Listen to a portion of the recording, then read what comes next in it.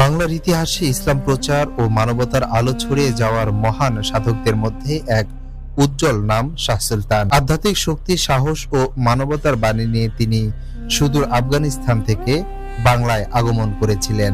দামেস্কের আধ্যাত্মিক শক্তি অর্জনের পর পীরের নির্দেশে তিনি বাংলার পথে যাত্রা করেন। সন্দ্বীপে ইসলাম প্রচারণা শেষে করতোয়া নদীপথে পৌঁছান পুণ্ড্রবর্ধনের রাজধানী মহাস্থানগড়ে। তৎকালীন পুণ্ড্রবর্ধনের শাসক পরশুরামের অত্যাচার, ইসলাম বিদ্বেষীর বিরুদ্ধে দাঁড়ান শাহ সুলতান।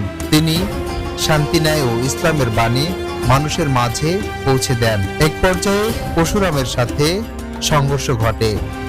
ইতিহাস বলছে এই সংঘর্ষে সত্য ও ন্যায়ের বিজয় ঘটেছিল। পরশুরামের পতনের পর ওই অঞ্চলে ইসলাম প্রচার ও প্রসারণ ঘটে।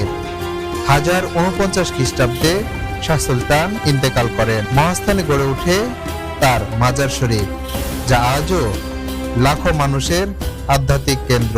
প্রতি বছর বৈশাখের শেষ বৃহস্পতিবারে শাহ সুলতানের মাজার শরীফে মিলন মেলার আয়োজন করা হয়।